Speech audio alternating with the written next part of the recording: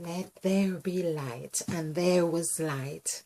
Of course, the famous words of the said God, Mother Eve. Mother Eve is the Eve in the Garden of Eden that we have all learned, or most of us who are familiar with the story of Adam and Eve. It was seen that Adam was the good one, who perhaps was just influenced by his wife and to disobey God, and of course being sent in the far east of the garden, and having to work by the sweat of his brow, because everything was given to them in the first place. And had it not been for Eve, who had disobeyed God and ate of the fruit, we would not be, particularly women, would not be going through this painful series of experience of childbirth. And I did resent Eve for that. Yes. Well, because I just felt that whole thing was unfair. Then I switched from Eve to God. Why was God so harsh, for eating a fruit? You know, and you put a fruit in the middle of the garden and say, oh, don't eat of it. And someone has to look at this thing every day because you have drawn their attention to it anyway, and think, well, I wonder what it looks like. It's like Alice in Wonderland. So you're wondering, and one day you decide, well, you know what, I'm going to really um, taste this fruit. But of course, the story goes a little bit different to all that. That's one side of the story. But like a coin, there's the other side of the story. And Eve really wants us to know that the other side to that story. And may I say, really, that this is really the story in itself is really to help us to attain a life that is meaningful and purposeful, to understanding our makeup. That's what the story, it is the story. Her story, his story, it is a story. A story is something just like it were a building, and you put layers and layers, or it's a 3-story house, it's a 5-story house. We see that it's a story. This is what you read to your child to go to sleep. But there are morals to the story, that there are principles and there are gems in the story. Now, Mother Eve, the serpent, the snake, the boa constrictor, yes, a pretty one as well, because I have encountered one. Of course, the kundalini rise, the pineal gland, the uterus as well. That equals 5. All these I am calling numerical values of 5. Christ, Christ too. Now, people would not really want to think it, but yes. And so we see all these I think Buddha as well. I have mentioned Buddha. I have done the numerical value. And I think I ought to do that because I'm trying to remember, did I have it right, or was I mistaken? So just to ensure that I don't keep making the quote or reference. Okay. So it's Buddha. So this is 9, and 4 is 9, 13, 13, 17, 20, 22. I've got 22 here. Let's do this again. So this is, I better do this. I'm doing this mentally. Let's do this so you can follow what I'm doing as well. That makes sense, of course. So this is 8 and 8, 16. Let's do this. 16, 17, 18, 19, 20. So it's 22. Okay, so Buddha is 22. And that makes sense. I thought it was 23. So I'll try and remember not to make that mention in this way. But of course, this is the number 22, which is a master number. And that makes sense as well. Now, we have been talking about Mother Eve wanting her story known. It's her time now. Now her story is for our evolution, our development, our journey, and our healing. This is for the purpose of helping us to merge into the 8th dimension. I say dimension with in that it is I'm not talking about like in that sense about the 5th, 6th, 7th dimension. It may well be, but it's like a dimension or difference. It's in the sense that we are completing a 7th cycle and moving into an 8th cycle. The 8th cycle, this all derived from the Mother Eve's entries in the book of Genesis, chapter 1, and I think it might have been on the last entry of chapter 1 or the first or so in chapter 2, where she would have said, let us make man in our image after our likeness.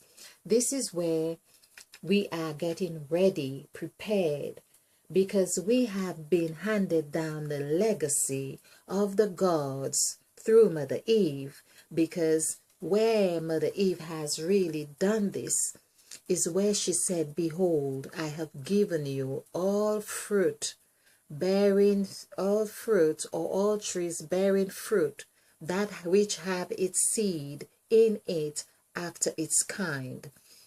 So basically, we have the legacy of renewing or recreating, like it were that which we have been given in Genesis of chapter 1, when it is said, in the beginning God created. Of course, created is really reacted, because that was the end of a cycle. That was the end of a genocide. That was the end of an of one sphere or one era moving into another. And there we are now, ending an era, the seventh cycle era, which of course the world knows so well, because that is why we have now the AI robot Sophia that is creating man in his own image and likeness. And Mother Eve is really saying, let us. She has really made her presence felt in that equation to say, I want to do this with you. I want to create man with you. I want to create the next generation of man would be in our own image, meaning we have an input with the help of Mother Eve to create that next generation. It is the consciousness, there's the word con as well, it is the consciousness of that which we are doing and creating and being that will evolve into the next us man. The next, almost sound like the next X-man, but it's the next us man. So basically, this is a wonderful opportunity for us to come together to listen to Mother Eve's side of the story. When we are able to get to understand her makeup, her understanding, her construct, and her teachings, then that will in turn equip us to making man in whether, even if we did choose in our own image and likeness, we would know that that would entail her input as well. Consciously, we would know it is not just of ourselves, but it is that of Mother Eve. She would have had a great contribution to that which we are doing or creating. And this is why she wants us to go back to the drafts board, meaning whatever we have drafted as for our lives, our vision, our construct, our makeup, whatever it is that we have done or not done, to pay attention to what it is that we have laid out on the table. And she's also saying that when we are in that dialogue with her, it is through that dialogue we will know what serves us and what no longer serves us, because that is important. Oh, excuse me. Story. And yeah, and that in itself is going to really tell us what it is we need to let go of, what we need to hold on, and if there is something, of course, that needs further attention, we are now in dialogue with Mother Eve, who can lead us to that which we can attain, to becoming, to having, to knowing. There are rewards in that process for us. Is that the reward in that process is that we are then at a place where we can become or see ourselves more godlike. It's like, for instance, the more you talk with someone, is the more you get to understand their makeup, the more you get to see what you have in common with them. Now, the more people are connected, the more they begin to even look like each other, the more they rub off each other's attributes, mannerisms, and so on. And that is why Mother Eve is calling us home. Calling is like coiling. She is uncoiling herself, and she's going. She wants us to pay attention to the quiet voice, that which is so faint within the heart that we could hardly hear, but she wants us to be quiet enough to listen. Then that's where she says, listen. She's like, listen. Whenever you hear, listen. So if you are, this is what Mother Eve is saying, and that has happened with me. You could be in the middle of doing something, but there's another thing seem to present itself out of nowhere. She's saying, don't be frightened to look at it. You don't have to quickly make judgments of it, but don't be frightened to look at it. It's like I was in the middle of doing a presentation, and it's happened more than one occasion where I would just see, and I said, oh, I see dandelions. And it seemed very much out of context, because there I'm talking about in the beginning, and there I'm, on the other hand, I'm saying, oh, I see a dandelion. And of course, I could be at a position, I could hold a position and saying, oh, the people who are going to be watching this presentation are going to think I'm really cuckoo in my head, talking about one thing and talking about another. But that was how Mother Eve works, because the dandelion, and I wrote it down, it's like I just went with the flow. Just as she flows, she goes into this kind of wave, and that's what life is about. She's saying life is about the wave, and she wants to show us the wave, the vibration. And so I wrote down dandelions, and I just confessed at that moment, I see dandelions. I'm just going to pay attention to it. I don't know what we're going to do with it. But as it turned out, dandelion had really given us a very succinct analogy for Mother Eve herself. And Mother Eve, in fact, it was a message to let us know that she is not only the serpent, but she is a lion. And the lion, actually, which was a wonderful, delicious discovery, because the lion represents Leo.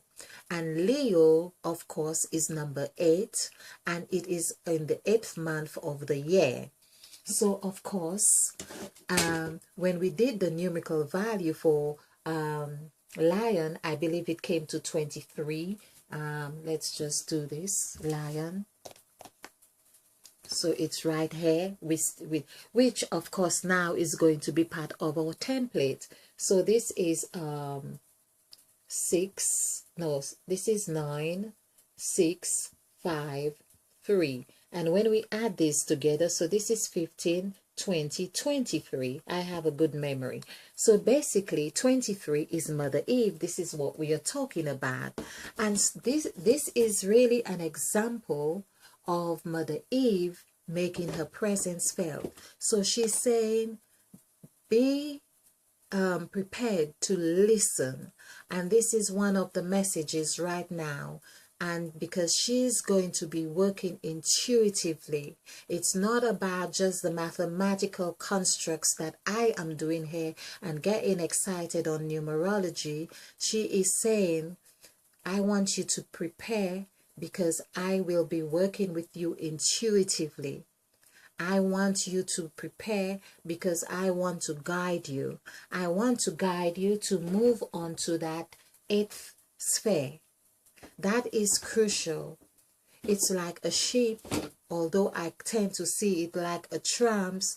People are getting off and people are getting on. And for you to really get on, you need to be prepared. And for you to be prepared, you need to know what you are going to leave behind and what you are going to need to take with you. So that's the message on preparing for her story, to listen to her story. Okay, thank you for listening, and thank you for sharing and subscribing. To join us again.